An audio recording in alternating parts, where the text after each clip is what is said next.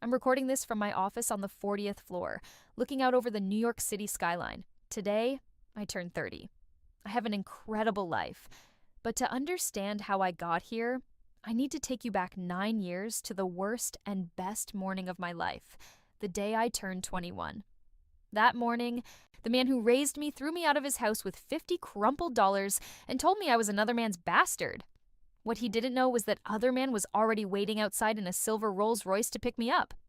My name is Audrey. Back then, I lived in a massive, cold house in Westchester, New York, with Arthur, his perfect new wife Vanessa, and my spoiled half-brother Connor. Arthur was a real estate executive who valued two things: money and image. I contributed to neither. I'd spent 3 months preparing for that morning, 3 months since I'd found my mother's diary in the attic and discovered the truth. Arthur wasn't my biological father. My real father was Harrison Kingsley, CEO of Kingsley Global and Arthur's biggest business rival. I'd already contacted Harrison. We'd already done the DNA test. We'd already planned everything. So when Arthur stood in his kitchen that morning and told me to get out, when he threw that $50 bill at me like I was trash, I didn't cry. I picked up the money, smoothed it out, and smiled. I told him he was right. I didn't belong in his house. I never had. Then I pointed to the window where a silver Rolls Royce had just pulled into the driveway. I told Arthur my real father had come to pick me up. The look on his face when Harrison Kingsley walked through that door was worth 21 years of pain. This is a long story, and I'll need you with me to tell it right, to make sure you hear how it all unfolded. Follow the stories told here. That way, you won't miss what happened next. Growing up in Arthur's house was like living in a museum where I was the only exhibit not worth preserving. Everything was pristine, expensive, and utterly devoid of warmth. The marble floors echoed with emptiness. The crystal chandeliers sparkled over family dinners where I was barely acknowledged. Every corner of that house whispered the same message: "You don't belong here." My mother died when I was 12. Ovarian cancer took her in 8 brutal months. I remember her final weeks in that sterile hospital room. How she'd hold my hand with what little strength she had left and tell me I was stronger than I knew. Her eyes would get distant sometimes, like she was looking at something far away, something I couldn't see.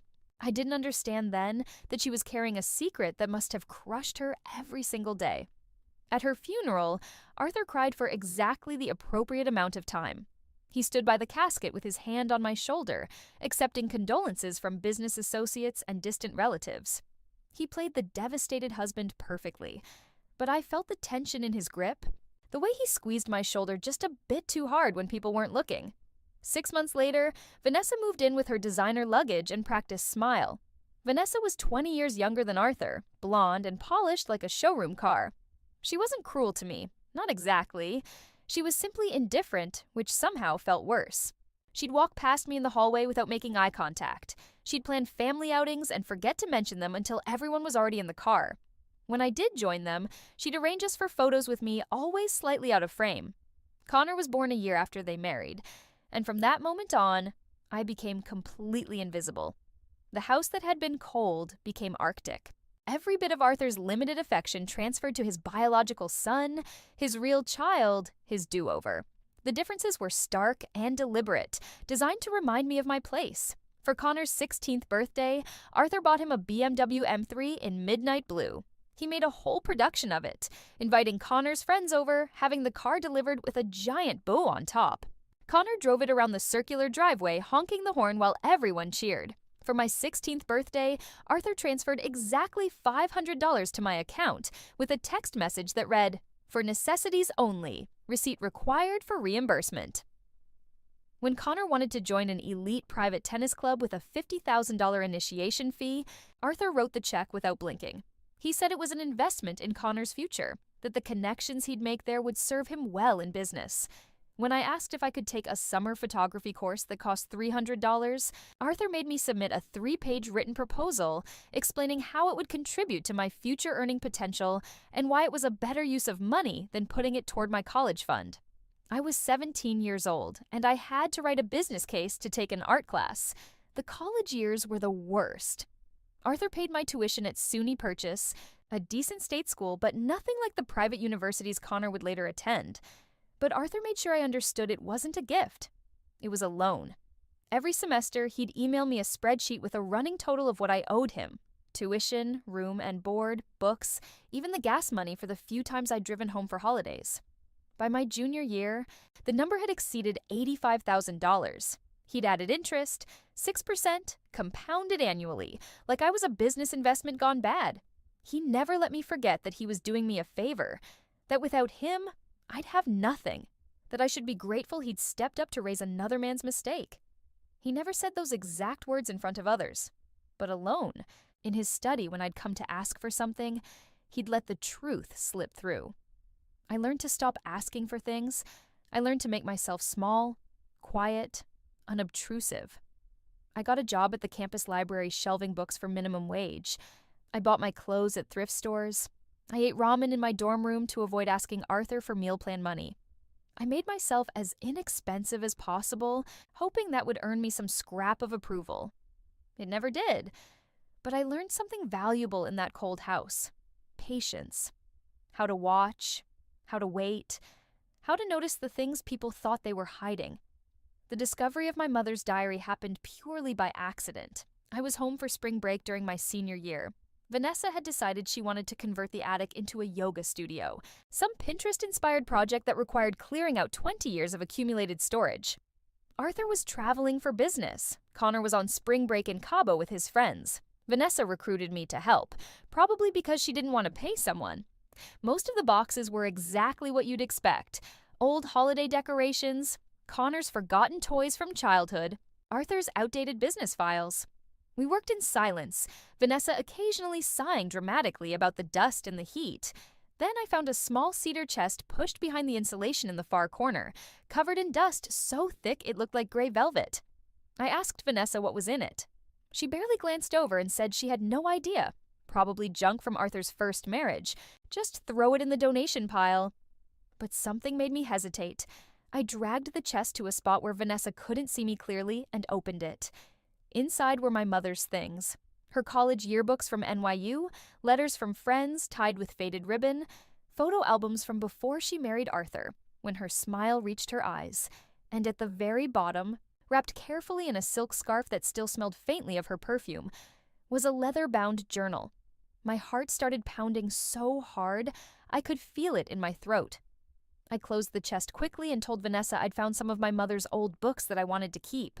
She waved her hand dismissively, already focused on her phone, and told me to take whatever I wanted. I carried that chest to my childhood bedroom like it contained explosives. In a way, it did. I locked the door, sat on the floor with my back against the bed, and opened the journal with shaking hands. The early entries were ordinary. Complaints about her job at an architecture firm, excitement about weekend plans with friends, notes about recipes she wanted to try. Her handwriting was neat and careful, the words of someone who believed her life was exactly as it should be. Then I found the entries from 29 years ago, and everything changed. The entry was dated March 15th, almost exactly 9 months before I was born. My mother's handwriting was different here, more rushed, less controlled. She wrote about meeting Harrison Kingsley at a real estate conference in Boston, how he'd approached her during a networking reception, commenting on a presentation she'd given about sustainable urban design, how they'd talked for 3 hours straight, long after the event had ended, sitting in the hotel bar while everyone else drifted away. She described him as brilliant and kind and genuinely interested in her ideas, not just her appearance. She wrote that he made her laugh in a way she hadn't in years. The talking to him felt like coming up for air after being underwater too long. Then came the confession that made my hands shake so badly I almost dropped the journal. Her engagement to Arthur hadn't been a love match. It had been arranged by their families, more business merger than romance. Her father and Arthur's father were business partners. The marriage was expected, practical, advantageous for everyone except possibly her. She'd accepted it because that's what good daughters did. She'd convinced herself she could learn to love him, that partnership and respect were enough. But then she'd met Harrison, and she'd understood what she was giving up.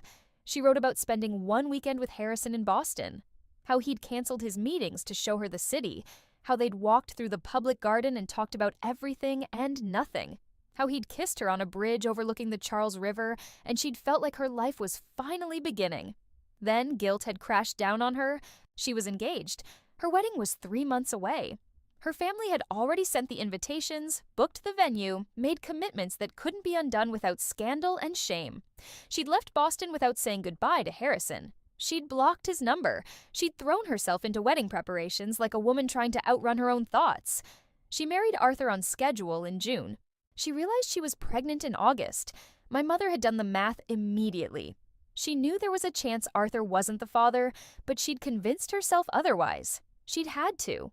What alternative did she have? She was married. The baby was coming. She made a choice to believe the child was Arthur's and never look back. But the doubt never left her. As I grew up, as Arthur treated me with increasing coldness, she began to suspect the truth. I looked nothing like Arthur or Connor. My features, my mannerisms, even my interests in design and architecture, they all echoed someone else. The final entry was dated just 3 weeks before she died. Her handwriting was shaky, weak from the illness ravaging her body. She wrote that she'd been a coward, that she'd chosen security over happiness, and condemned me to a life with a man who could never love me as his own, because on some instinctive level, Arthur knew I wasn't his. She wrote Harrison's full name, Harrison Kingsley, CEO of Kingsley Global. She wrote that he deserved to know the truth, that I deserved to know, that she was sorry for her silence, sorry for her weakness, sorry for the life she'd trapped me in because she'd been too afraid to face the consequences of her choices. She begged my forgiveness in those final lines. She told me I was stronger than she'd ever been. She said that if I was reading this, I should find Harrison and tell him everything, that he was a good man who would do right by me if he knew I existed. I sat on my bedroom floor holding that journal until the sun went down. I cried quietly, muffling the sound with my sleeve so no one would hear and come investigate. I cried for my mother, trapped in a loveless marriage, carrying a secret that must have poisoned every moment of her life. I cried for myself, for 21 years of cold rejection that suddenly made terrible sense. I cried for Harrison Kingsley, whoever he was, who'd spent decades not knowing he had a daughter. That night at dinner was surreal. I sat at the table with Arthur, Vanessa, and Connor, moving food around my plate while they discussed Connor's upcoming summer internship at Arthur's firm. Nobody noticed I wasn't eating. Nobody asked if I was okay. I was invisible as always, which for once I was grateful for. I needed time to think, time to process, time to figure out what to do with this information that had just detonated my understanding of my entire life. After dinner, I locked myself in my room and started researching Harrison Kingsley on my laptop. What I found made my breath catch. Harrison Kingsley was everywhere online, yet nowhere at all. His company, Kingsley Global, was a real estate and investment empire worth billions. They specialized in large-scale urban development projects, mixed-use properties, sustainable housing initiatives. The company had offices in 12 cities and projects on 3 continents. But the man himself was intensely private. No social media presence, few interviews. The photos I found showed a tall man with kind eyes and an easy smile, usually at charity galas or industry events. He looked confident but not arrogant, successful but not flashy. He wore his wealth quietly. I learned that he'd never married. No children, at least none that were public knowledge. He split his time between offices in Manhattan and Boston. He donated millions to education nonprofits, cancer research foundations, and architectural preservation societies. One article mentioned he'd established a scholarship program at MIT for students studying sustainable design. He looked nothing like Arthur. Where Arthur was medium height and stocky, Harrison was tall and lean. Where Arthur's eyes were cold gray, Harrison's were warm brown. Where Arthur's rare smiles were calculated, Harrison seemed genuine, even in formal photographs. But here's what made my research feel like destiny. Harrison and Arthur had been rivals for over 2 decades. They'd competed for the same properties, the same investors, the same prestige. They'd bid against each other on major developments. They'd given competing presentations to city councils. The business press loved to write about their rivalry, casting them as the old guard versus the new vision, traditional development versus sustainable innovation. And Harrison had been winning, consistently, decisively, ethically. While Arthur's firm had been involved in several scandals over zoning violations and displaced residents, Harrison's company was known for community partnerships and environmental responsibility. While Arthur chased profit margins, Harrison built projects that actually improved neighborhoods. The irony was devastating. My mother had given up the good man for the practical choice, and the practical choice had turned out to be the worst option in every possible way. I spent 3 weeks gathering information before I made my next move. 3 weeks of researching, planning, thinking through every possible angle. I needed to be sure. I needed to understand who Harrison Kingsley was before I walked into his life claiming to be his daughter. And I needed to be strategic about how I approached this, because I only had one chance to get it right. I found a genetic genealogy service that specialized in DNA-based family connections. They were discreet, professional, and highly rated. I sent them a sample along with what information I had from my mother's diary: Harrison's full name, approximate age, location. I explained the situation carefully, emphasizing that this was a potential paternity case and that discretion was essential. While I waited for results, I did something else. I started documenting everything in Arthur's house. I kept a journal of every cold comment, every dismissive gesture, every reminder that I was a burden. I screenshotted every email where Arthur calculated my debt to him. I made copies of my mother's death certificate, my birth certificate, any document I could find that might be relevant later. And I went through Arthur's home office one night when everyone was asleep. Arthur kept meticulous financial records in a locked filing cabinet in his study. I'd learned years ago that he kept the key taped to the underside of his desk drawer, typical of his arrogance. He never thought I'd dare look. Inside those files, I found something that made my blood run cold. There were statements from my mother's estate, documents I'd never seen before. My mother's parents had established a trust fund for her when she graduated from college. When she died, that trust was supposed to pass to me, to be held by Arthur as guardian until I turned 18. The original amount was $397,000. I found the disbursement records. Arthur had been systematically draining that trust for years, using my money to fund his new family's lifestyle. $70,000 for Connor's private elementary school tuition, $32,000 for Vanessa's engagement ring, 3 carats of ethically questionable diamonds, $25,000 for a family vacation to the Maldives that I hadn't been invited on because I was supposedly at summer camp, which had actually cost only $2,000. The list went on and on. A boat, country club memberships, Vanessa's car, Connor's horse riding lessons, home renovations, wine collections. Every luxury purchase justified in Arthur's notes as family expenses that technically included me since I lived in the house, even though I benefited from none of it. By the time I turned 18, less than $80,000 remained in the trust. Arthur had given me access to it then, presenting it as his generous gift, his investment in my future. He never mentioned it had started at nearly $400,000.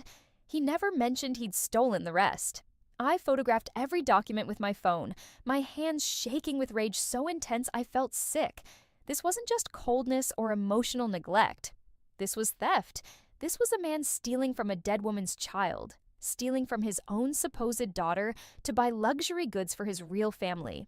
The DNA results came back 6 weeks after I'd sent in my sample. The genealogist called me personally. Her name was Dr. Sarah Chen, and her voice was gentle but carried an undercurrent of excitement that made my heart race. She told me they'd found a match in their database. Harrison Kingsley had participated in a medical research study 5 years prior that collected DNA samples. The genetic markers were unmistakable.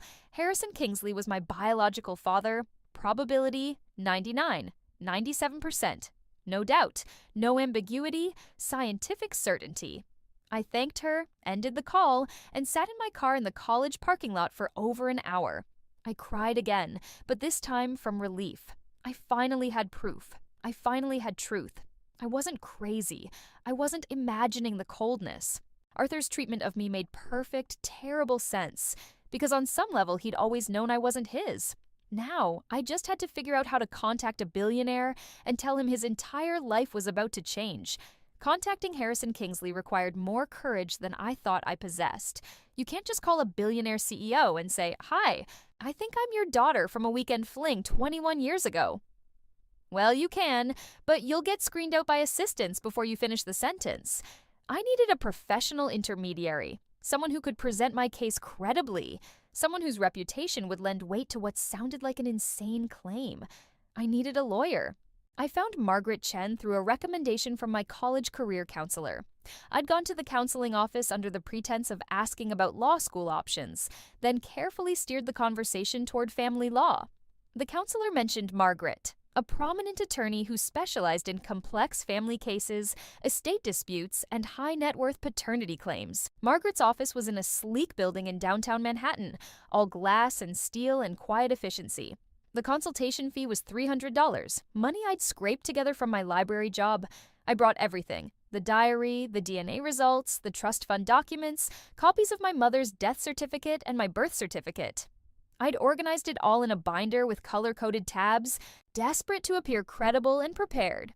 Margaret was in her 50s, impeccably dressed in a charcoal suit with silver-streaked black hair pulled into a neat bun and sharp, intelligent eyes behind wire-rimmed glasses. She gestured for me to sit, then spent 45 minutes reviewing my documents in complete silence. I watched her face for reactions, but she maintained perfect professional neutrality until she'd examined everything. Finally, she set down the last document and looked at me directly. Her expression had shifted from neutral to something more intense, more engaged. She told me this was one of the most thoroughly documented paternity cases she'd ever seen, that most people came to her with suspicions and hopes, but I'd come with scientific proof, contemporaneous written evidence from my mother, and a clear pattern of financial malfeasance by my legal guardian. She said in 30 years of practice, she'd rarely seen a case with such unambiguous facts. Then she leaned forward and said something I'll never forget. "Honey, you're not just looking for a father. You're sitting on a legal atomic bomb that's going to reshape multiple lives when it detonates. The question is whether you're ready for that." I told her I was ready, that I'd been ready my entire life without knowing it, that I'd spent 21 years feeling like I didn't belong anywhere, and now I finally understood why. I deserved to know my real father. I deserved to recover what Arthur had stolen. And honestly, Arthur deserved to face consequences for 21 years of emotional abuse and financial fraud. Margaret nodded slowly, then outlined what would happen next. She'd reach out to Harrison's legal team with a carefully worded letter explaining that a credible paternity claim had emerged. She'd provide copies of the DNA results and sufficient documentation to establish that this wasn't a publicity stunt or shakedown. She'd request a private meeting to discuss the matter discreetly. She warned me that Harrison might react in several ways. He might deny everything and refuse to meet. He might demand his own DNA test, which was his right. He might be angry at my mother for never telling him, angry at me for disrupting his life, or suspicious of my motives. I needed to prepare for rejection, but she also said that everything she'd read about Harrison Kingsley suggested he was a decent man, that his reputation in the business community was built on integrity and following through on commitments, that if he was my father, he'd likely want to do right by me once the shock wore off. Margaret sent the letter on a Wednesday afternoon. I spent the next 3 days barely able to eat or sleep, checking my phone obsessively, imagining every possible response and outcome. The reply came Friday morning.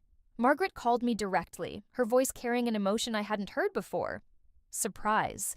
Harrison wanted to meet immediately, not in a few weeks after his lawyers vetted everything. Immediately. He'd cleared his schedule for the following Monday. He wanted to meet at Margaret's office, neutral territory, with attorneys present to ensure everything was handled properly. Margaret said she'd been practicing law for 3 decades and had never seen someone respond that quickly to a paternity claim. Most high-profile individuals took weeks or months to acknowledge the letter, then months more of legal maneuvering before agreeing to any meeting. Harrison had responded in less than 48 hours with a willingness to meet in person within days. She said it suggested either he was extremely confident in his lawyer's ability to debunk the claim, or he had suspected something like this might exist. That weekend was the longest of my life. I must have changed my outfit 15 times before settling on simple black pants and a blue blouse. Professional, but not trying too hard. I practiced what I'd say, how I'd explain myself, how I'd respond to potential questions or accusations. I barely slept Sunday night, staring at the ceiling of my dorm room, wondering if I was about to meet my real father or about to have my heart shattered by rejection. Monday morning, I arrived at Margaret's office an hour early. I sat in the waiting room, sipping water I couldn't taste, my leg bouncing nervously until Margaret came out and told me to breathe, that I was going to be fine. Harrison arrived exactly on time at 10 o'clock. I heard the elevator chime and felt my heart start racing so fast I thought I might pass out. Margaret squeezed my shoulder once, then went to greet him. When Harrison Kingsley walked into that conference room, time seemed to slow down. He was taller than I'd expected from photographs, maybe 6'3", with silver-touched dark hair and those same warm brown eyes I'd seen in pictures. He wore a perfectly tailored navy suit, but it was his expression that made my breath catch in my throat. He looked at me like he was seeing a ghost. His eyes went wide, filled with tears immediately, and his hand came up to his mouth. He stood frozen in the doorway for what felt like an eternity, but was probably only seconds. Then he said my mother's name. Just her name, soft and broken, like a prayer or a wound reopening. He crossed the room slowly, stopping a respectful distance away. His hands slightly raised like he wanted to reach for me but didn't dare. His voice cracked when he finally spoke to me directly. He told me I looked exactly like her, that the curve of my jaw, the way I held my shoulders, the shape of my eyes, it was like stepping back in time. He said her name again, then apologized for his emotional reaction. But seeing me had knocked him completely off balance. We sat down at the conference table, Margaret and Harrison's attorney, a polished woman named Patricia, flanking us like referees at a match that might turn volatile. But there was no volatility, only this strange, intense emotion crackling through the air. I showed him everything. The diary pages where my mother wrote about their weekend in Boston, the DNA results with their 97% certainty, photographs of my mother I'd brought, pictures from before she married Arthur, when her smile was genuine and unforced. Harrison touched each item carefully, like they were made of glass and might shatter. Then he told me his side of the story. His voice was steady, but his hands trembled slightly as he spoke. He'd met my mother at that conference exactly as she'd written. He'd been immediately drawn to her intelligence and passion for sustainable design. They'd talked for hours that first night, and he'd thought he'd found something rare and precious. When she'd agreed to spend the weekend with him, he'd canceled all his meetings, something he never did, because he hadn't wanted to miss a single moment with her. He'd fallen completely in love over those 2 days. He told her so on that bridge, over the Charles River. He'd been ready to upend his entire life for her. When she'd told him she was engaged, that she couldn't see him again, he'd been devastated. But he'd respected her choice. He'd backed away because she'd asked him to, because he wouldn't be the kind of man who pressured a woman to abandon her commitments. He'd tried to reach out years later, after hearing through mutual professional contacts that she'd died. He'd wanted to send condolences to her family, to pay his respects to a woman who'd meant something profound to him, even though their time together had been brief. Arthur had refused his call, had his assistant send a curt message that the family didn't wish to hear from business rivals during their time of grief. Harrison had assumed Arthur was being protective, territorial about his loss. He'd never imagined the real reason Arthur didn't want him anywhere near the family. He looked at me across that conference table, this man who was genetically my father, but completely a stranger, and his eyes were full of grief for everything we'd both lost. He apologized. He said he was sorry for not fighting harder to stay in my mother's life. Sorry for not knowing I existed. Sorry for every birthday he'd missed, every milestone he hadn't been there for, every moment of coldness I'd endured from Arthur that might have been prevented if only he'd known. I told him he had nothing to apologize for. He hadn't known. My mother had made her choice, right or wrong, out of fear and obligation and the weight of family expectations. But now we had a chance to write a different ending. Now we could choose what came next. That's when Margaret cleared her throat gently and brought up the trust fund situation. She slid copies of the documents across the table to Harrison and Patricia. She explained what I'd discovered: the theft, the systematic draining of my inheritance, the luxury purchases for Arthur's biological family paid for with my mother's money. I watched Harrison's expression transform as he studied the numbers. The grief hardened into something sharper, more focused. He leaned forward, his business mind clearly engaging, reading the documents with the intensity of someone who'd built an empire on understanding financial details. His voice went cold when he finally spoke.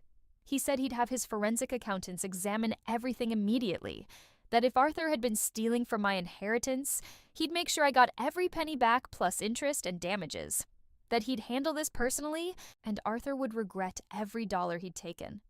Then Harrison looked at me again, his expression softening, and asked me the most important question anyone had ever asked me. What did I actually want for my life going forward? Not what I needed, not what was owed to me, but what I wanted. I sat in that conference room looking at my biological father for the first time, and I told him the truth. I was tired of being controlled, tired of being treated like a burden, tired of living in a house where I had to apologize for existing. I wanted to finish my degree without the weight of Arthur's manufactured debt crushing me. I wanted to learn what it felt like to have a parent who actually cared whether I was happy or hurting. And honestly, I wanted Arthur to understand exactly what he'd lost when he threw me away like garbage. Harrison listened without interrupting, his full attention on me in a way I'd never experienced from Arthur. When I finished, he was quiet for a long moment, thinking. Then he smiled, but it wasn't a warm smile. It was the smile of a man who'd become a billionaire by outthinking his competition, by seeing 3 moves ahead on the board. He told me we could make all of that happen, but we had to be strategic. We had to wait for the right moment to maximize impact. Rushing in now would give Arthur time to craft a narrative, to position himself as the victim, to hide assets, and build legal defenses. My 21st birthday was 2 months away. Harrison's attorneys had researched New York law thoroughly. Arthur's legal obligation to support me would end the day I turned 21. Based on Arthur's pattern of behavior, his comments over the years, his treatment of me versus Connor, Harrison's team predicted he'd cut me off immediately, possibly dramatically. So we formed a plan. We'd let Arthur make his move. We'd let him think he was winning, that he was finally free of the burden of raising another man's child. We'd let him reveal his true nature clearly, definitively, preferably with witnesses. And then, at his moment of triumph, we'd reveal the truth in a way he could never recover from. Harrison asked me if I could hold on for 2 more months in that house. If I could pretend nothing had changed, act like the same quiet, compliant girl Arthur expected. If I could be patient just a little longer. I thought about my mother, who'd been patient her entire marriage, who'd sacrificed her happiness, her truth, her chance at love to maintain appearances and avoid scandal, who died with her secret locked away because she'd been too afraid of the consequences of speaking up. I told Harrison I'd learned patience from the best. 2 months would be easy compared to 21 years. We spent the next 3 hours mapping out details. Harrison's forensic accountants would work on the trust fund analysis, building an airtight case of financial fraud. Margaret would prepare legal documents for multiple scenarios: civil suit, criminal complaint, public statement, settlement demands. Patricia would coordinate with Harrison's PR team to manage media coverage when the story inevitably broke. Harrison made it clear he wasn't doing this just to hurt Arthur, though he admitted there was satisfaction in the prospect. He was doing it to establish justice, to ensure I received what was legally and morally mine, and to prevent Arthur from ever treating another person the way he'd treated me. But there was also the personal element. Harrison and Arthur had been rivals for over 2 decades. Every major development deal, every city contract, every prestigious project had been a battle between them. Arthur had built his reputation on being ruthless, on cutting corners, on prioritizing profit over people. Harrison had built his on integrity and community impact. And now, Harrison had discovered that his rival had been raising his daughter in emotional and financial abuse for 21 years. The business rivalry had just become profoundly personal. Before I left that meeting, Harrison asked if we could have dinner that week. Just the 2 of us. No lawyers, no legal strategy. He wanted to know me as a person, not just as a case file. He wanted to hear about my life, my interests, my dreams beyond just escaping Arthur's house. We met 3 days later at a quiet Italian restaurant in the village, the kind of place with soft lighting and discreet tables where conversations couldn't be overheard. Harrison was already there when I arrived, standing when I approached the table, pulling out my chair. Small gestures Arthur had never bothered with. Over pasta and wine, Harrison for him, and water for me since I wasn't quite 21, we talked for hours. He asked about my major, my favorite classes, what I wanted to do after graduation. I told him about my interest in sustainable architecture, how I'd taken every environmental design elective I could fit into my schedule, how I'd done an independent study on green urban housing. His face lit up when I mentioned architecture. He told me that was exactly what my mother had been passionate about, that she'd been working at a small firm when they met, designing affordable housing projects. trying to prove that low-income developments could be beautiful and environmentally responsible, not just functional boxes. He said I'd inherited her vision, her desire to build things that made the world better rather than just more profitable. Then he told me about his own work, about Kingsley Global's shift towards sustainable development, how he'd spent the last decade moving the company away from luxury condos and profit maximization toward projects that actually served communities. Mixed-income housing, green spaces, public transportation access. His eyes were passionate when he talked about it, the same way I felt when I talked about design. I realized I hadn't just inherited his genes. I'd inherited his values, his approach to the world. The things Arthur had dismissed as impractical idealism were actually the foundation of a multi-billion-dollar company built on doing well by doing good. We met several times over the next 2 months. Always discreetly, always in places where we wouldn't run into Arthur's social circle. Harrison told me stories about my mother, filling in pieces of her life I'd never known. How she'd loved classical music, especially Chopin, how she'd been an amazing cook who experimented with recipes from different cultures, how she'd wanted to travel the world but had been afraid of flying. Each detail was a gift, a piece of the woman I'd lost too early. Harrison had known her for only a weekend, but he'd paid attention in a way that let him remember her clearly across decades. He also started teaching me about his business. Not overtly, not like a formal mentorship, but in the way he talked about current projects and challenges. He'd mention a development deal going sideways and ask what I thought about the community pushback. He'd describe a zoning issue and let me brainstorm solutions. He was testing me, I realized, but also genuinely interested in my perspective. I kept playing my role in Arthur's house, the quiet, forgettable daughter. I went to class, worked my library shifts, came home to cold dinners and colder silences. But everything felt different now. I wasn't powerless anymore. I was gathering evidence and waiting for the right moment. I started leaving subtle hints around the house in those final weeks. Casual comments about how exciting it would be to be legally independent soon, how I was looking forward to making my own decisions as an adult. How I knew Arthur must be eager for me to stand on my own feet without his financial support. I watched Arthur take the bait. His eyes would light up with barely concealed satisfaction whenever I mentioned independence or adulthood. He started making pointed comments about how 21 was old enough to be completely self-sufficient, how some parents believed in tough love and letting children learn through struggle, how he'd given me everything I needed to succeed. And now it was time for me to prove myself without a safety net. Vanessa stayed silent during these conversations, sipping her wine and examining her perfect manicure. But Connor would smirk, enjoying the show. He'd always taken pleasure in watching Arthur diminish me, secure in his position as the favored son. 1 week before my birthday, I was passing Arthur's study when I heard him on the phone. The door was slightly ajar and his voice carried clearly. He was talking to his attorney about his legal obligations to me, specifically asking when they terminated.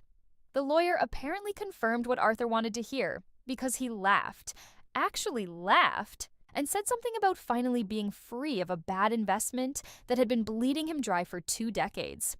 I stood in the hallway and recorded the entire conversation on my phone. I sent it to Margaret immediately, another piece of evidence for the growing file. The night before my birthday, I barely slept. I'd packed my essential belongings, 2 suitcases hidden in my closet containing everything I actually cared about.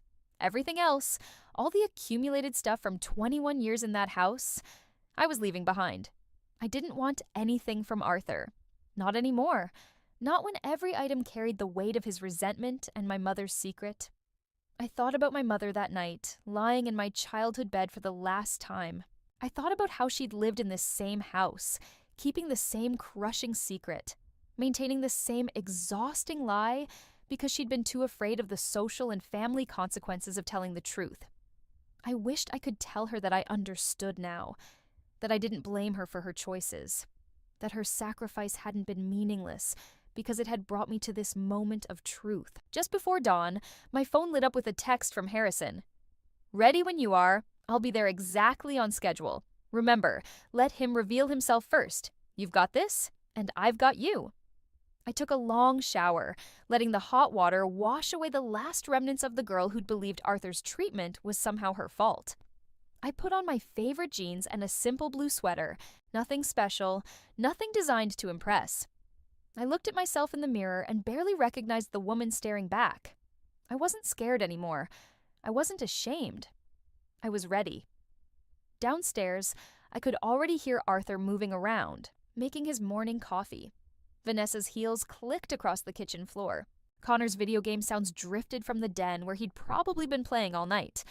I walked down those stairs knowing I'd never walk back up them, knowing that everything was about to change, knowing that the girl who'd climbed these stairs thousands of times trying to be small enough, quiet enough, good enough to earn Arthur's love, was about to disappear forever. It was time. I walked into the kitchen at 7:30 exactly, my timing deliberate. I wanted the morning light streaming through the windows, wanted everything visible and clear for what was about to happen. My suitcases were still hidden upstairs. I wanted Arthur to think I had nowhere to go, nothing prepared, no backup plan. I wanted him to believe he held all the power. The kitchen smelled like expensive French roast and Vanessa's signature Chanel perfume, scents that would forever remind me of this house and this moment. Arthur stood by the counter in his impeccably tailored charcoal suit, scrolling through something on his tablet.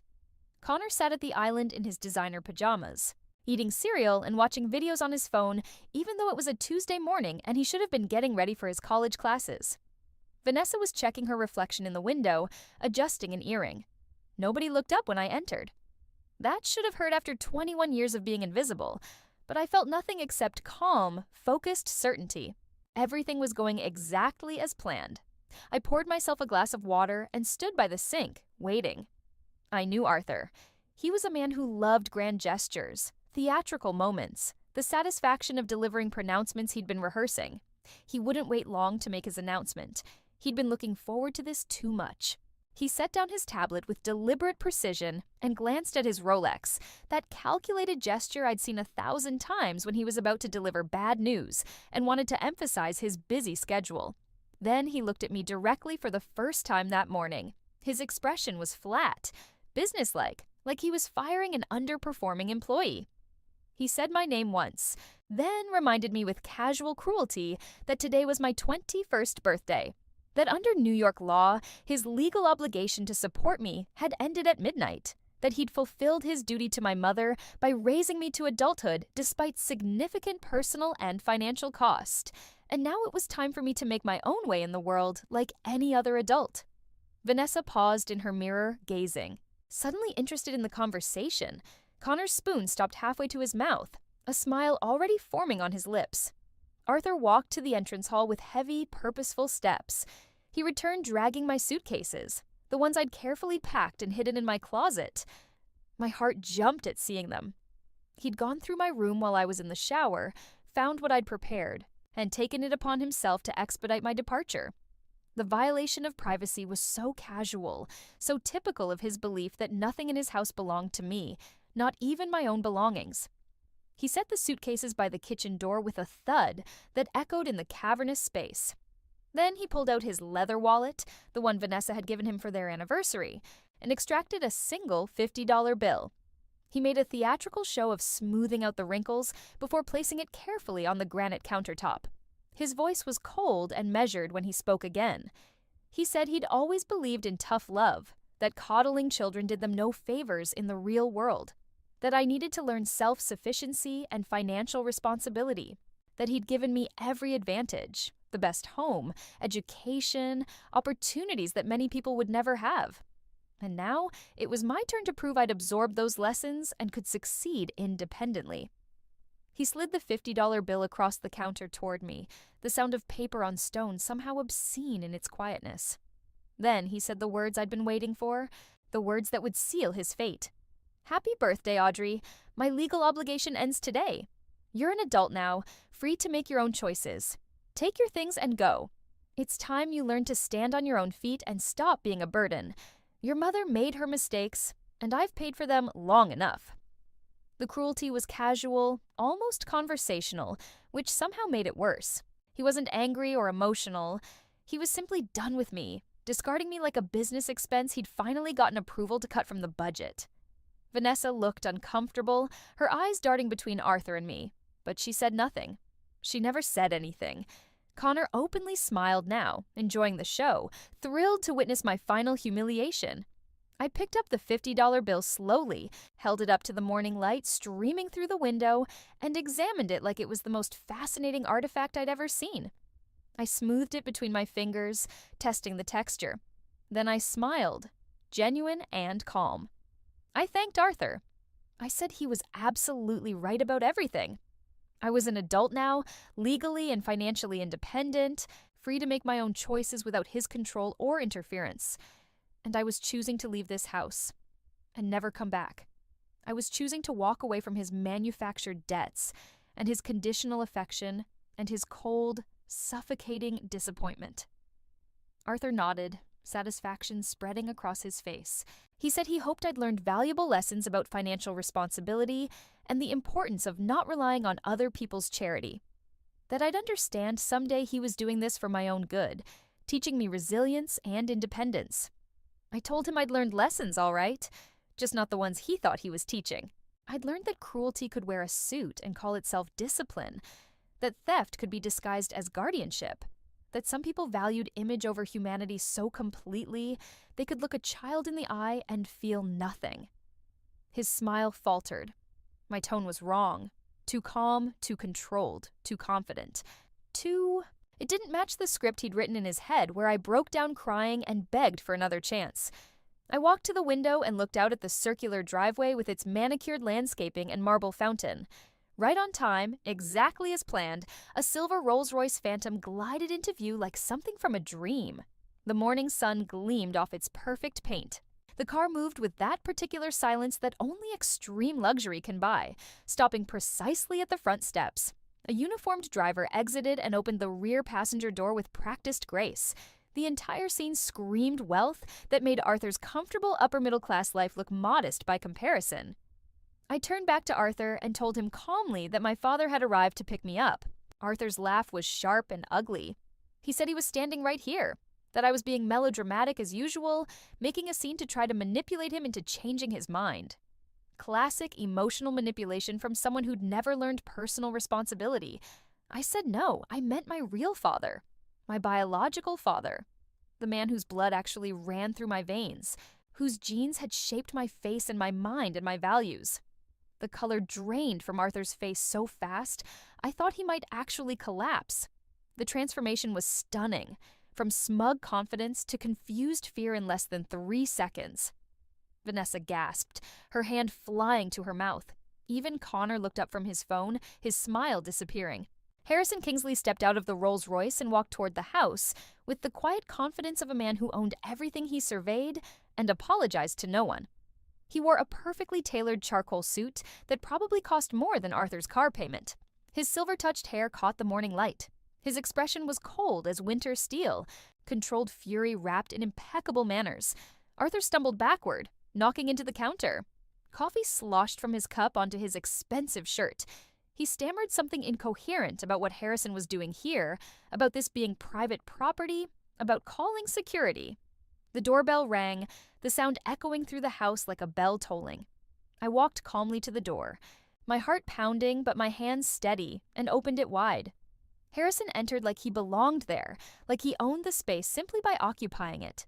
He looked around the massive foyer with its crystal chandelier and marble floors and original artwork, his expression one of cold assessment.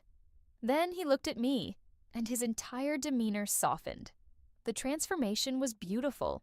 He said good morning to me, his voice warm and kind, asked if I was ready to leave this place behind, called me his daughter clearly, deliberately, loudly enough for the words to carry through the entire house. Arthur finally found his voice. Though it came out higher than usual, strained with panic. He demanded to know what kind of sick game this was.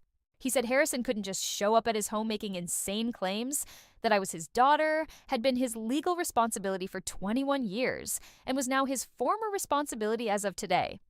Harrison smiled that shark smile I'd seen in business magazines, the one that preceded hostile takeovers and destroyed careers. He said Arthur was partially correct. I was indeed no longer Arthur's responsibility. But I'd never been his daughter. Not biologically. Not legally either, after what his attorneys had discovered about the trust fund situation. And certainly not emotionally, based on the charming display he'd just witnessed this morning. He told Arthur that DNA doesn't lie, That my mother's diary doesn't lie. That forensic accounting definitely doesn't lie. Arthur's face went from white to red, rage replacing fear. He started blubbering about slander and defamation lawsuits and restraining orders. About how Harrison couldn't prove any of this. It was all circumstantial, probably fabricated. That's when Margaret Chen walked through the still-open door behind Harrison, carrying her signature leather briefcase. She'd been waiting in a second car parked just down the street, ready to make her entrance at the perfect moment. She introduced herself crisply as my attorney and Harrison's attorney. She said we could handle this situation the easy way through immediate settlement or the hard way through civil and possibly criminal proceedings. But either way, Arthur was going to answer for 21 years of financial fraud, breach of fiduciary duty, and emotional abuse of a minor. She handed him a thick manila folder. Inside were copies of everything. The DNA results with their 97% certainty. Relevant pages from my mother's diary, certified by a handwriting expert. The complete forensic accounting of my mother's trust fund, showing every fraudulent disbursement. Depositions from my mother's surviving college friends who remembered her relationship with Harrison. A timeline of Arthur's declining treatment of me coinciding with Connor's birth. Even the recording I'd made of Arthur on the phone with his lawyer, laughing about being free of a bad investment. Margaret told him her firm would be filing suit by close of business today unless he agreed to an immediate settlement conference. She suggested he contact his attorney. Actually, she suggested he contact several attorneys because he was going to need them. She handed him her business card and Patricia's business card with their direct lines. Vanessa was crying now, mascara running down her carefully made-up face. She asked Arthur if it was true. Had he really stolen money from a dead woman's child? Had he really known or suspected I wasn't his biological daughter? Had their entire marriage been built on lies? Connor had gone silent and pale. The smug smile completely vanished. He looked younger suddenly, confused and scared, realizing that his comfortable world was crumbling. But it was Arthur's expression I'll remember forever. The realization washing over him in waves. The fear as he understood that his carefully constructed reputation was about to be destroyed. The understanding that the girl he'd thrown away like garbage was actually the daughter of his most powerful rival. That every cruel word, every cold dismissal, every financial manipulation was about to become public record, that he'd systematically abused the child of a man who had the resources and motivation to annihilate him. Harrison placed his hand on my shoulder, that same protective gesture from our first meeting. The weight of it felt like safety, like belonging, like every moment I'd craved Arthur's approval and received only coldness. He told me we should go, that we'd wasted enough time in this house and had better places to be. I picked up my suitcases. Harrison tried to take them from me, but I shook my head. I wanted to carry them myself. I'd carried the weight of this house for 21 years. I could carry 2 suitcases out the door. At the threshold, I stopped and looked back at Arthur one final time. He stood frozen in the center of his perfect kitchen, surrounded by his expensive appliances and designer finishes, his world shattered around him. I told him I'd spent 21 years wondering what was wrong with me, why I couldn't earn his love no matter how hard I tried, why nothing I did was ever good enough, why I was always the problem, always the burden, always the disappointment. But I finally understood the truth. Nothing was wrong with me. Everything was wrong with him. I placed the $50 bill carefully on the entrance table. I told him to keep it. He was going to need every penny he could scrape together for his legal defense. Harrison and I walked out into the bright June morning. The air smelled like cut grass and roses from Vanessa's garden. The driver took my suitcases and placed them in the trunk with professional care. Harrison opened the car door for me himself, his hand steady on my back as I slid into leather seats that smelled like luxury and possibility. As we drove away down that long circular driveway, I looked back at the house one last time through the rear window. Arthur stood in the doorway like a statue, Vanessa beside him still crying, Connor visible behind them looking lost. The house looked smaller already, less impressive, just a building full of unhappy people.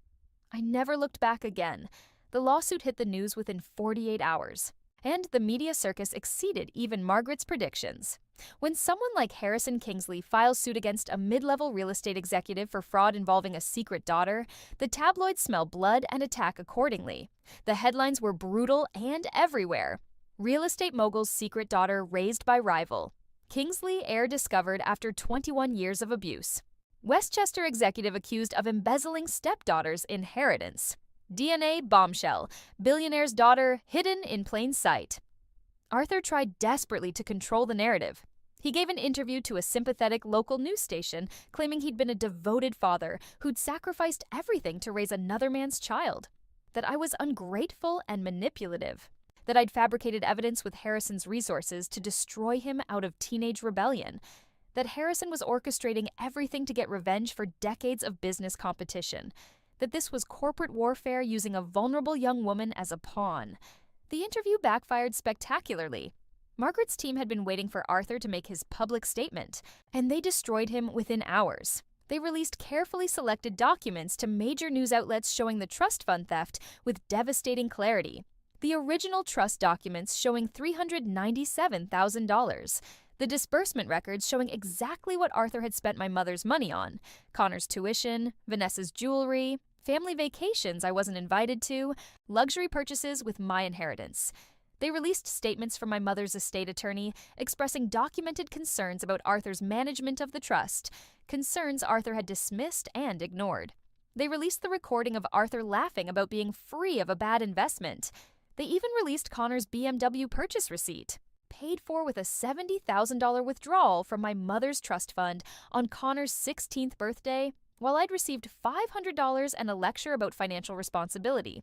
The business community turned on Arthur with shocking speed.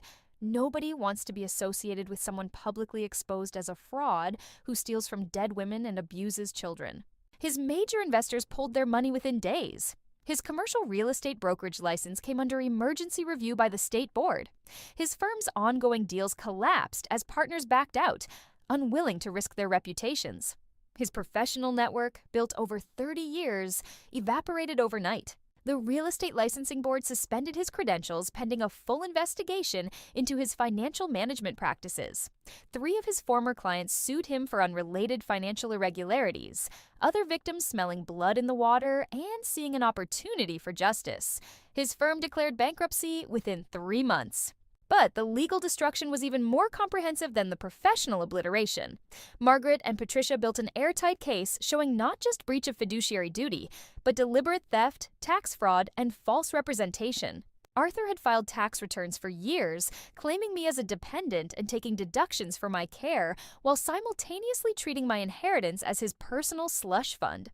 He'd submitted documents to the trust administrators, claiming the money was being used for my benefit, while the paper trail showed it flowing to his biological family's luxury lifestyle. The settlement conference happened 3 weeks after my birthday in a sterile conference room in Margaret's downtown office. Arthur showed up with 2 expensive lawyers, both looking grim, and Vanessa. Arthur looked like he'd aged a decade in 3 weeks. His suit was wrinkled, his hair was graying faster. The confident swagger was completely gone, replaced by barely controlled panic. Harrison and I sat across the massive table with Margaret and Patricia flanking us like generals at a surrender negotiation. The mood was ice cold, professional, brutal. Patricia laid out the settlement terms with surgical precision. Arthur would return every penny he'd taken from my trust, plus compound interest calculated from the date of each withdrawal.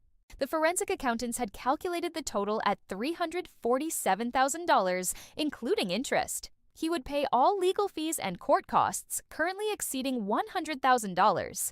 He would sign a formal document admitting to breach of fiduciary duty and formally apologizing to me and to my mother's memory. And here was the part Harrison had insisted on, the piece that would ensure Arthur never forgot what he'd done. Arthur would establish an educational grant in my mother's name at NYU, her alma mater, $100,000 to fund scholarships for young women who'd lost a parent and were pursuing degrees in architecture or urban planning. He'd do this publicly, with full acknowledgement of why it was necessary, at a ceremony Harrison would arrange. Arthur's name would appear on every scholarship award letter as the man who'd stolen from his stepdaughter and was now making restitution. Arthur's lead attorney tried to negotiate, tried to reduce the settlement amount, eliminate the public apology, structure the payments over years instead of immediately, remove the scholarship requirement. Patricia shut down every attempt with brutal efficiency. She pointed out calmly that these were extremely generous settlement terms considering the alternative.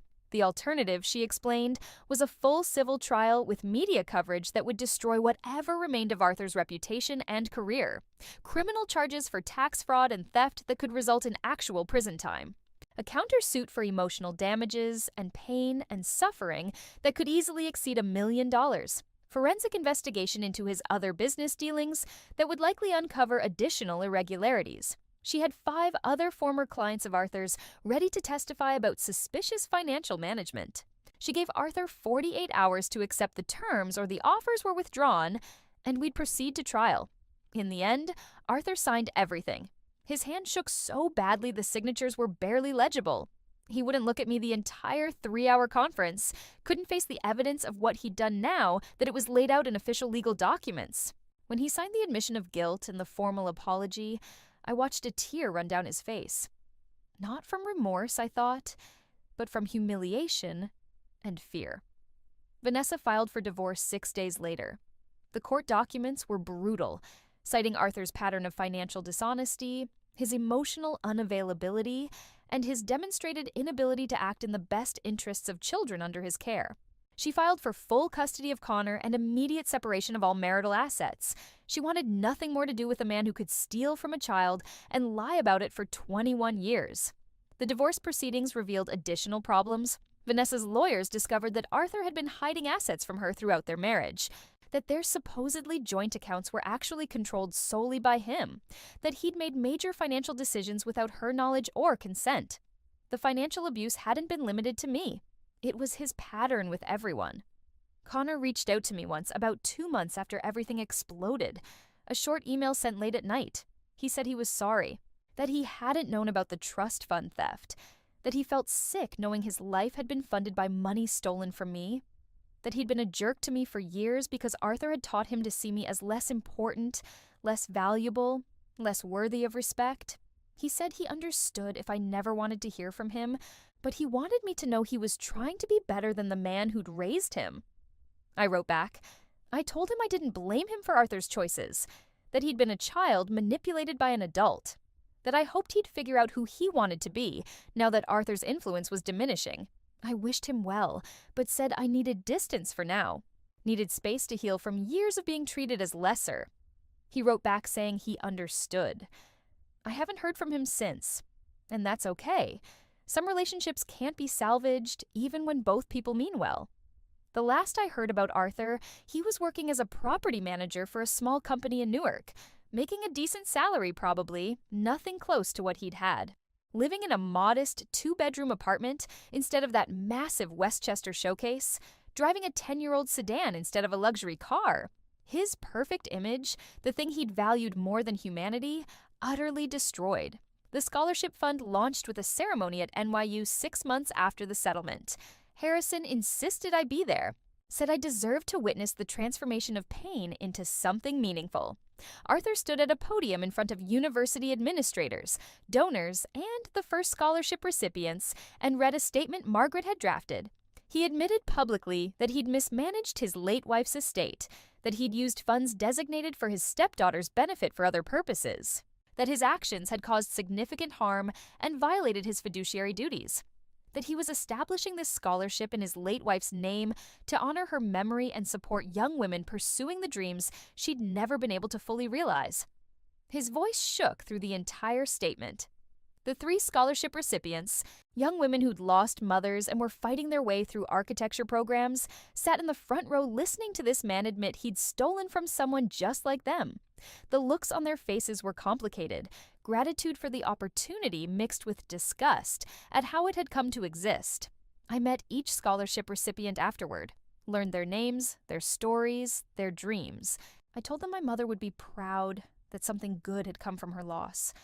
I gave them my contact information and said if they ever needed advice or support or just someone who understood, I'd be there. That night, Harrison took me to dinner at a quiet restaurant overlooking Central Park.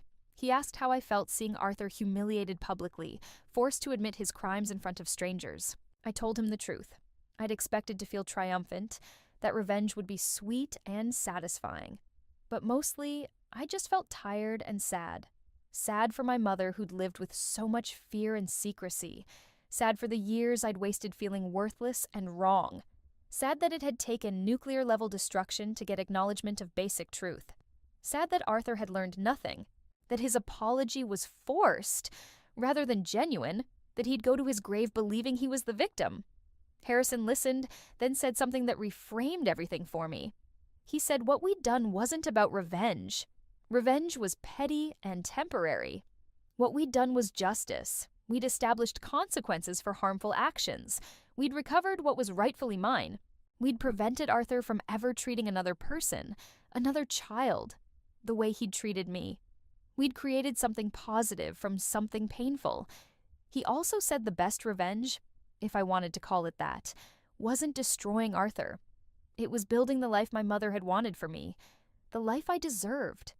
That Arthur's downfall was just clearing away obstacles. The real victory would be thriving. So that's what we decided to do. Build, create, grow, turn pain into purpose. 9 years have passed since that morning in Arthur's kitchen. 9 years since I drove away in Harrison's Rolls-Royce and never looked back. Today, on my 30th birthday, I'm sitting in my corner office on the 40th floor of Kingsley Global's Manhattan headquarters, and the journey that brought me here feels both impossible and inevitable. Harrison didn't just give me money or connections. He gave me something infinitely more valuable. He believed in me. He asked what I wanted to do with my life, what I was passionate about, what dreams I'd been afraid to even whisper in that cold house. He listened to my answer and then helped me build the skills and knowledge to make those dreams reality.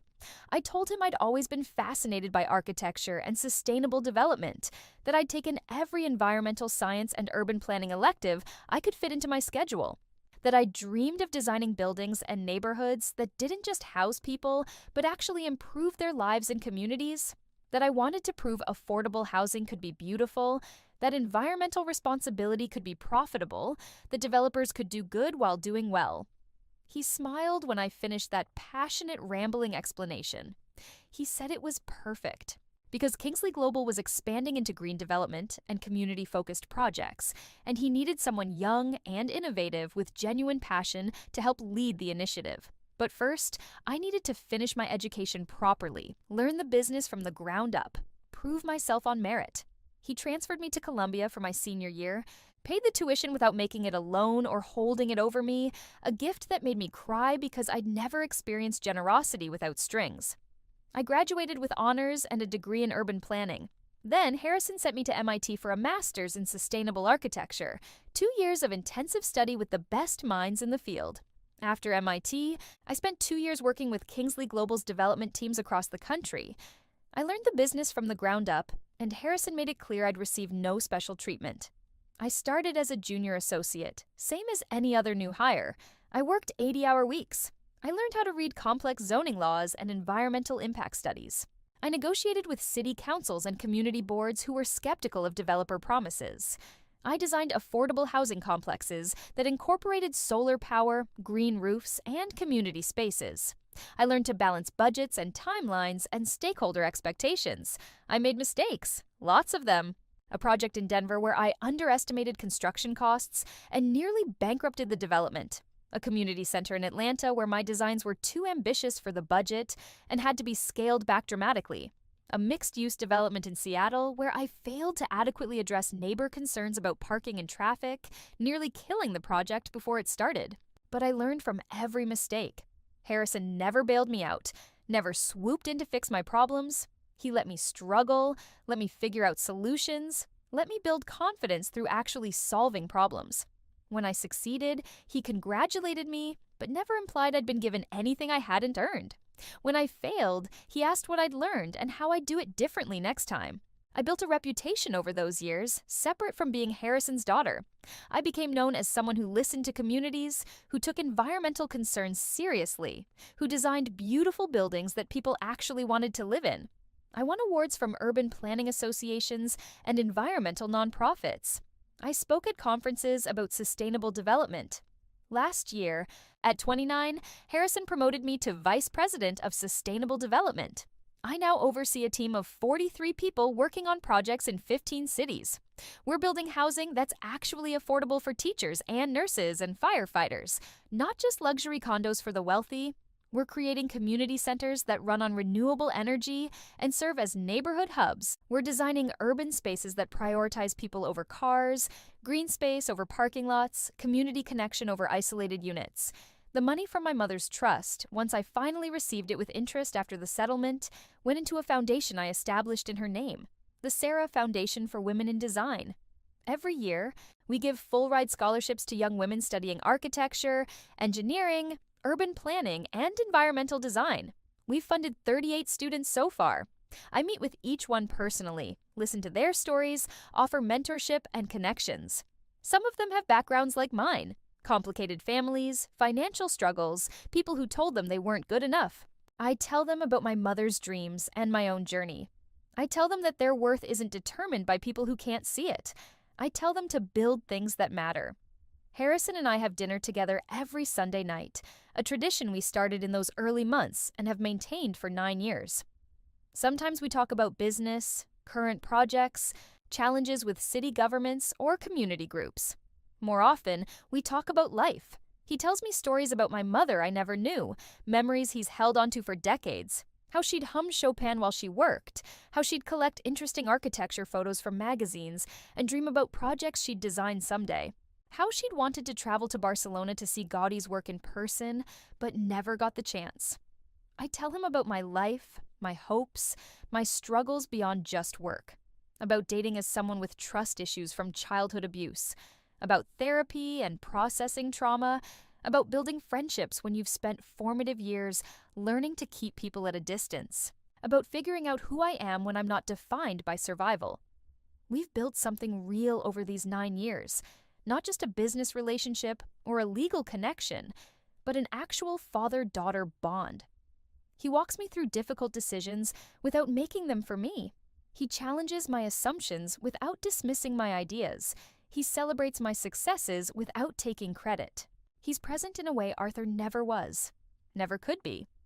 Harrison told me recently, over Sunday dinner at our favorite Italian place, that finding out about me was the best thing that ever happened to him, that I gave him a purpose he didn't know he was missing, that watching me grow and succeed has been the most meaningful part of his life, that he's proud of the woman I've become, not because I work for his company, but because of my character and values and how I treat people. I think about Arthur sometimes, though less and less as years pass. I heard through industry gossip that he's still working in property management in New Jersey, that his relationship with Connor is strained and distant, that Vanessa remarried someone kind and stable. I don't take pleasure in his diminished circumstances, but I don't regret them either. He made choices. He's living with consequences. That's justice, not revenge.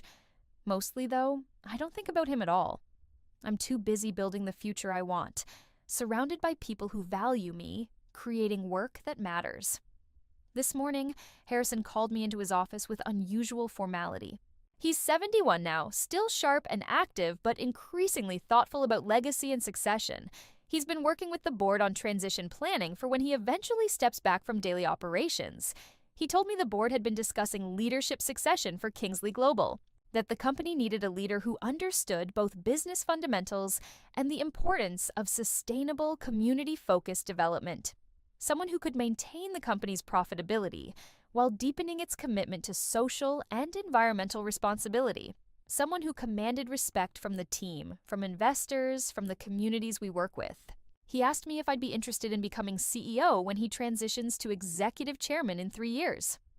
I stared at him across his massive desk, this man who could have turned me away 9 years ago, who could have refused to believe me, could have seen me as a threat or an inconvenience or a disruption to his comfortable life. Instead, he'd seen a daughter. He'd seen potential. He'd seen someone worth investing in. I told him I'd be honored, but also terrified. Leading a multi-billion-dollar company with thousands of employees and millions of stakeholders was no small responsibility. He laughed, that warm, genuine laugh I'd come to love. He said the fact that I was terrified meant I'd take it seriously, that I'd be careful and thoughtful and strategic. That I understood the weight of the responsibility, that overconfidence was a bigger risk than fear, that I was ready even if I didn't fully believe it yet, and he'd be there to support the transition every step. So, here I am, on my 30th birthday, looking out over the Manhattan skyline from my corner office. The city spreads out below me, millions of lives intersecting, millions of stories unfolding. I have a career I love, work that feels meaningful and important. I have a father who actually cares about me, who supports me without controlling me. I have a team of talented people who respect me for my work, not my connections. I have a future that's bright and entirely mine to shape. Sometimes I wonder what my mother would think if she could see me now. I hope she'd be proud. I hope she'd feel like her sacrifice, her secret, her difficult choices ultimately led to something good. I hope she'd understand that I forgave her, that I don't blame her for choosing safety over risk when she was young and scared and pressured by family expectations. I think about that morning 9 years ago, standing in Arthur's kitchen with $50 and 2 suitcases, facing an uncertain future. How scared I was beneath the confident facade. How uncertain everything seemed despite the plan we'd made. I was pretending to be brave, faking confidence I didn't fully feel. That girl survived. She more than survived. She became someone strong and capable and successful. She became someone who builds instead of destroys, who lifts others instead of diminishing them, who creates value instead of extracting it. The best revenge wasn't destroying Arthur. It was proving that I never needed him in the first place. It was building a life so full and meaningful that his absence from it means absolutely nothing. It was becoming exactly who I was meant to be, despite his attempts to make me feel small. I'm recording this story from my office in New York, but I know people everywhere might be listening from their own difficult situations. Maybe you're trapped in a place where people make you feel worthless. Maybe someone is stealing from you, controlling you, diminishing you. Maybe you're wondering if escape is even possible. I want you to know something important. Your worth isn't determined by people who can't see it. Your future isn't limited by people who try to control it. You are stronger than you think. Your story isn't over yet. The path forward isn't always clear. Sometimes you have to be patient, strategic, careful. Sometimes you have to gather resources and plan and wait for the right moment. But if you hold on to your truth, if you refuse to internalize other people's limitations, if you believe you deserve better, you can build something beautiful from the wreckage. If you've been following along with this journey, thank you for listening. Thank you for being here as I told you the hardest and most meaningful story of my life. I'd love to know where you're listening from, what city or country you call home. Drop your location in the comments below. Let's build a community of people who refuse to let their circumstances define them, who fought for better and won. And if this story resonated with you, if you want to hear more stories of people who fought back and built beautiful lives from painful beginnings, make sure you're subscribed to this channel. Hit that subscribe button so you don't miss the next story. Because there are so many more stories to tell, stories of triumph and justice and people who became more than anyone expected. On this day, my 30th birthday, I'm not the girl Arthur threw away. I'm not defined by rejection or theft or years of emotional abuse. I'm the woman Harrison believed in. I'm the architect my mother dreamed I could be. I'm exactly who I was meant to become. And my story is just beginning.